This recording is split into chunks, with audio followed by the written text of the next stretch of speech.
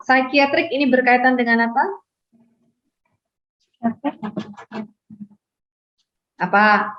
Kalau kita pergi ke psikiater, psikiatri berkaitan dengan yang namanya kejiwaan. Iya. Illness artinya adalah Penyakit, sakit. penyakit. Dekat dengan kata apa tadi?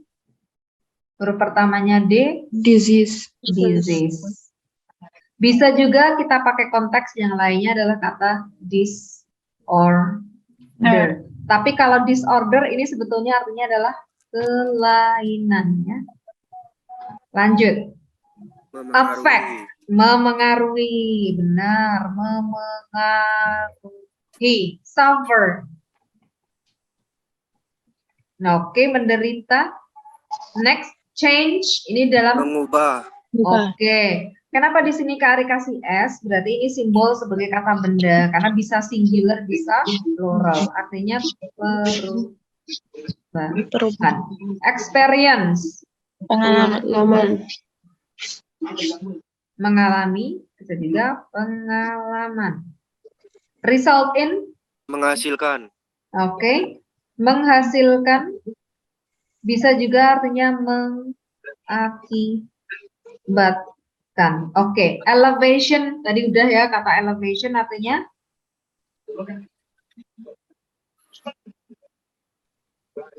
atau kenaikan. Elevasi gitu ya. Lanjut. Fatigue. Fatigue itu apa sih? Oke, benar, kelelahan. Uselessness. Useless tidak berguna. Jadi tidak bergunaan. Useless tidak berguna. Hopelessness berarti artinya adalah harapan atau putus asa. Contemplate. Merenungkan. Oke, merenungkan. Merenungkan. Sorry.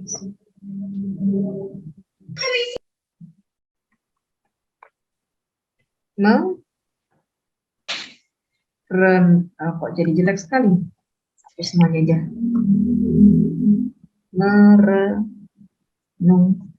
Satu lagi selesai. Bunuh diri. Bunuh diri. Oke, yuk. Sekarang kita masuk soalnya satu paragraf yang Kak Ari tulis di sini. The paragraph preceding the passage paling mungkin membicarakan apa? Oke, Jovan berpikir bahwa jawabannya mungkin E. Apakah benar?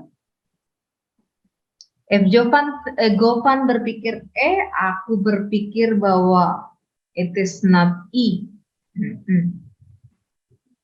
Perhatikan kalimat pertamanya ya, preceding. Berarti lihat kalimat 1. Ada yang jawab B. Oke, kita simpan jawabannya B. Yang lain kita tunggu. Ada yang jawab A. Oke, banyak macam jawabannya. A, B, E. Terus masih ada yang jawab C sama D enggak? Oh ada, lengkap nih. A, B, C, D, E semua ada yang pilih, biar nggak iri ya. Oke. Sekarang kita lihat kalimat pertamanya. Manic depression, jadi depresi manic adalah another. Another itu kan yang lain. Penyakit kejiwaan lain yang utamanya memengaruhi suasana hati. Mood, itu kan suasana hati. Jadi, teks ini akan membicarakan yang namanya manic depression. Teks ini. Paragraf ini tentang manic depression. Paragraf sebelumnya disimpulkan dari ini.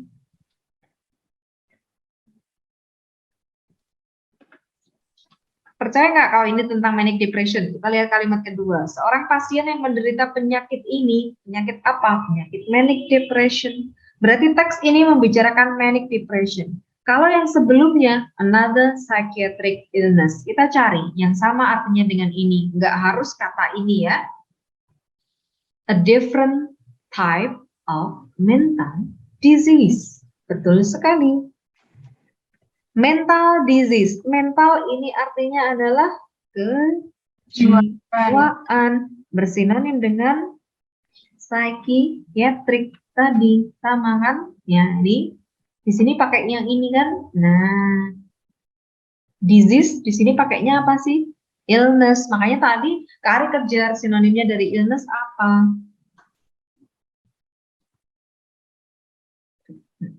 Disease ini sinonim dengan kata illness. Itulah pentingnya kenapa kita harus tahu kosakatanya, arti dan sinonimnya. Oke, 4 sudah.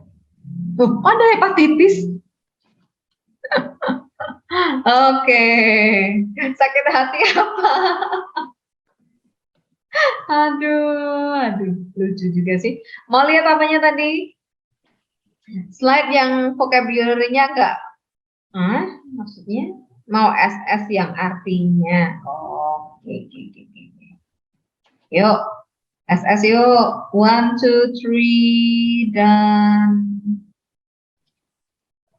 oke, lanjut ya. Ini apa sih? Oke. Nah, kita lanjutkan. Oh, ternyata sudah jam 6:03. Berarti kita selesai sampai ini dulu aja ya. Sampai nomor berapa ini? Berarti besok kita mulai dari nomor 5 ya. Oke. Mau vocabulary yang ketiga. Ketiga tuh yang mana ya? Ini bukan.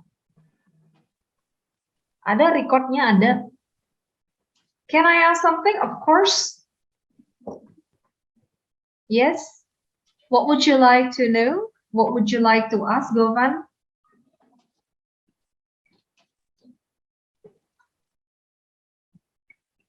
Tadi nomor Hello, 2 ma'am. aja. Yes? Can you Is hear this- me? Yes. I can hear you clearly. So I wanna ask. So Mhm. in these weeks I've been try to learn English and Mhm. I have hard time when I cannot translate something in English to Indonesia, but Mhm. I know the meaning. What do you think about it? Okay. It is good or not? It is good. Yes. So if you can grasp the meaning, it means that you can understand even though it is still difficult for you to translate in good Indonesian. Jadi stepnya adalah kita paham dulu, paham maksudnya apa. Meskipun memang agak sulit ya, karena kalau kita menerjemahkan itu kan susunan redaksinya harus bagus kan gitu ya. Tapi itu satu langkah yang bagus. Jadi ini one step to perfection namanya. Jadi ini udah langkah yang bagus. Jadi ketika kita memahami teks, oke, Kak Ari jawabnya in Indonesian aja ya, karena Kak Ari yakin masih ada banyak teman-teman kamu yang kalau Kak Ari bicaranya di bahasa Inggris nggak nangkap, daripada nanti Kak Ari ulangi 2 kali in English and Indonesian. Kak Ari speak in Indonesian dulu ya. Oke, so jadi ini adalah step pertama. Jadi kalian memahami dulu konteksnya. Jadi kalau nggak paham 100%, it is okay. Jadi sebuah teks di dalam bahasa Inggris misalnya, Kak Ari kasih lihat seperti ini. Seperti ini, jadi tidak perlu tahu semua kosakatanya, yang penting intinya dapat, itu udah oke untuk mengerjakan. Meskipun kalau tahu semuanya bagus, oke, izin out boleh, oke. Jadi kalau udah paham intinya tentang apa, itu oke.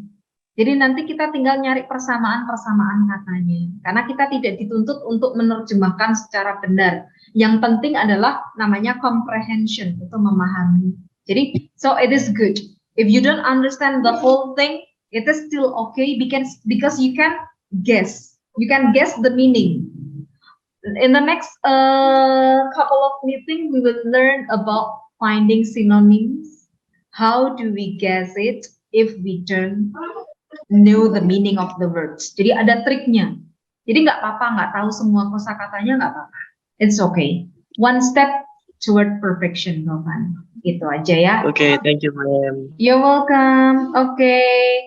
Halo, Nanti silahkan chat admin ya untuk banyak pertanyaan, recordingnya di mana, silahkan nanti chat admin. Ya, oke, siapa yang mau tanya lagi?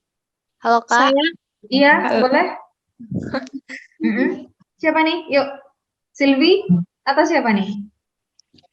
Kak, Iya. pertanyaan. Duluan aja, nggak apa-apa. Oke. Yuk, siapa duluan nih? Terserah. Ini silahkan. Ya Dena dulu, yang nampak di sini Dena. Aja duluan, Dena. Oh ya, tadi saya mau tanya itu Ah. artinya yang numerous itu kan banyak Mm-mm. tadi ya kalau nggak salah. Iya, Atau benar. itu kalau disamakan sama many terus lot of gitu sama nggak atau beda konteks atau gimana? Sebetulnya intinya adalah yang namanya numerous itu banyak, tetapi levelnya banyaknya itu seperti misalnya gini loh. Seperti di bahasa Indonesia kita punya kata marah, kita punya kata murka. Nah, antara marah sama murka gawat yang mana? Murka mungkin. Iya, nah sama seperti itu. Jadi analoginya seperti itu. Jadi yang namanya enormous itu banyak sekali. Terus nanti di bawahnya itu ada kata many. Nah seperti itu. Jadi artinya di bahasa Indonesia kadang-kadang tidak bisa pas ya. Karena di bahasa Indonesia kita bilangnya marah. Kadang-kadang marah sekali kan cuma kayak gitu. Tapi di bahasa Inggris kan misalnya marah itu pakai kata angry. Kalau marahnya Paul kita pakai kata Mad. furious. Nah, Furious. kayak gitu. Iya, kayak gitu ya. Oke, yuk. Berarti Kemudian tergantung penggunaannya.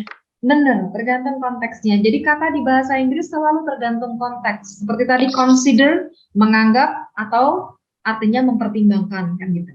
Oke, yuk. Setelah Dena siapa satu lagi terus kita tutup ya. Halo, Kak. Yuk, Silvi ya. Oke, yuk. Ya. Saya mau tanya, ini kan biasanya kalau untuk UTBK kan waktu untuk ngerjainnya sedikit, terus kata-kata itu kosakatanya udah tinggi-tinggi banget kan. Benar. Ngerti kan. Nah, biasanya kalau dari sekarang biasa kalau nyari soal UTBK yang dulu-dulunya itu kan kalau ngerjain itu kita harus kayak pakai waktu nggak sih? Kalau mau awal-awal atau pelan-pelan aja tapi kosakata yang nggak tahu dicari artinya gitu atau gimana yang efektifnya gitu Kak? Oke, gini. Kalau kalian masih dalam tahap persiapan seperti bulan-bulan seperti ini, ngerjainnya pelan-pelan aja dulu. Nah, ini kan kita baru belajar ya. Jadi ngerjainnya pelan-pelan aja dulu. Yang penting gini, satu dalam mengerjakan UTBK adalah perbaiki kosakata kalian. Jadi jumlah kosakata yang kalian tahu itu harus diperbanyak. Jadi mengejar sampai misalnya sampai Desember ini target kosakata gue harus meningkat segini. Nah, gitu kan. Jadi kuncinya untuk memahami teks bahasa Inggris itu pelan-pelan dulu. Pelan-pelan dulu kita pahami. Nanti kalau kosakata kita bagus, kita speed membacanya itu pasti akan semakin cepat. Nah, makanya kita mulainya dari pelan-pelan dulu. Kalau langsung cepat, nanti yang kan nggak enak gitu ya kalau langsung cepat. Makanya kalau dalam seperti ini, Kari masih pelan-pelan, kasih kosakatanya dulu. Dengan harapan apa? Kosakata ini kalau kalian perhatikan, dari teks ke teks, sering nggak Kari nulis kosakata yang sama? Misalnya beginning, several, recognize, endanger. Beberapa kali Kak Arya akan tulis. Kenapa? Karena ini untuk membantu kalian mengingat. Semakin sering lihat, semakin sering ingat artinya apa. Possibility-nya apa. Cara penggunaannya dalam konteks apa. Kan gitu ya. Jadi di awal, slowly but surely gitu ya. Nanti di akhir ketika kita sudah masuk level gaspol, di mana kita udah semua digabung, ini kan baru sub ya. Belum Kak Arya campur soalnya, kita udah mainnya cepet. Kita udah pakai hitungan waktu. Jadi target waktu itu nanti bisa sambil jalan. Kalau di awal kalian belum bisa memenuhi target waktu, misalnya satu soal 1 menit, jangan stres dulu. Nggak apa-apa, semua berproses ya. Jadi jangan stres dulu, everything takes process. Dan proses itu yang bikin kita lebih baik. Semakin kita konsisten, pasti lebih cepat bacanya. Kan itu. Oke? Itu aja ya. Terima kasih. Iya, oke. Untuk sesi hari ini, Kak Ari tutup dulu. Nanti buat yang mau tanya-tanya, silahkan langsung chat sama Kak Admin ya. Kalau nanti belum langsung dibales, mungkin besok pagi pas jam kerja, karena ini udah nggak jam kerja ya. Oke, Kak Ari tutup dulu, Kak Ari akhiri. Semoga bermanfaat, semoga masih tetap semangat ya. Jangan putus asa. English is not that difficult. You can do it if you want it. Kan gitu. Oke, yuk sampai ketemu lagi minggu yang akan datang. Kari tutup dulu. Assalamualaikum warahmatullahi wabarakatuh.